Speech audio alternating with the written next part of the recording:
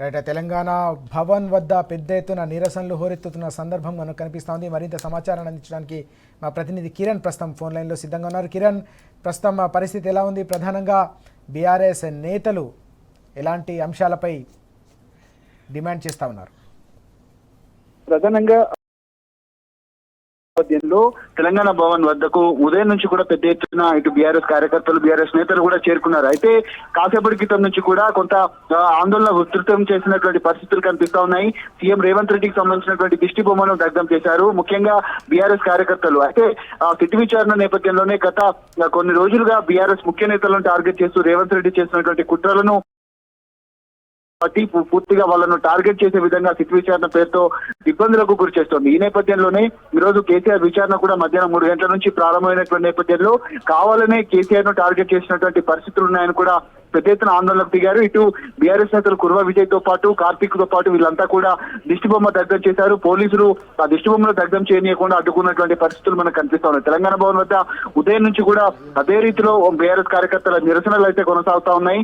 అటు నందినగర్ వద్ద నివాసం వద్ద కూడా బీఆర్ఎస్ శ్రేణులు లోపలికి చొచ్చుకొని వెళ్లేందుకు యత్నించినట్టుగా తెలుస్తుంది. అక్కడ కూడా పోలీసులు వారిని అడ్డుకొని పోలీస్ స్టేషన్ తరలించారు. ముఖ్యంగా తెలంగాణ భవన్ వద్ద ఉదయం నుంచి కూడా పెద్ద ఎత్తున కార్యకర్తలు చేరుకున్నారు. కేసీఆర్ మీద ఉన్నటువంటి అభిమానాన్ని చాటుకుంటున్నటువంటి పరిస్థితి, తనకు సంఘీభావంగా పెద్ద ఎత్తున నిరసన కార్యక్రమాలు చేపట్టారు. ఓవైపు తను వాడినటువంటి భాష ఏదైతే ఉందో ఆ భాషకు సంబంధించినటువంటి పేగులు మెడలో వేసుకుంటా అన్న రీతిలో చేశారు. అయితే వాటికి సంబంధించినటువంటి నిరసన కార్యక్రమం కూడా కొనసాగింది. సీఎం రేవంత్ రెడ్డికి సంబంధించినటువంటి దిష్టి బొమ్మలు దాదాపు 3 దిష్టి బొమ్మలను ఇక్కడ దగ్ధం చేశారు. పోలీసులు కూడా దాన్ని అడ్డుకునేటువంటి ప్రయత్నం చేసగా వాటిని నిలువరించేటువంటి ప్రయత్నం చేయగా బీఆర్ఎస్ కార్యకర్తలు కూడా దాన్ని అడ్డుకున్నటువంటి పరిస్థితులు అయితే కనిపిస్తా ఉన్నాయి. తెలంగాణ భవన్ వద్ద ఉదయం నుంచి కూడా పెద్ద ఎత్తున నిరసన కార్యక్రమాలు కొనసాగుతున్నటువంటి నేపథ్యంలో రేవంత్ రెడ్డికి వ్యతిరేకంగా నినాదాలు చేసినటువంటి సిచ్యువేషన్ అయితే మనకు కనిపిస్తా ఉంది.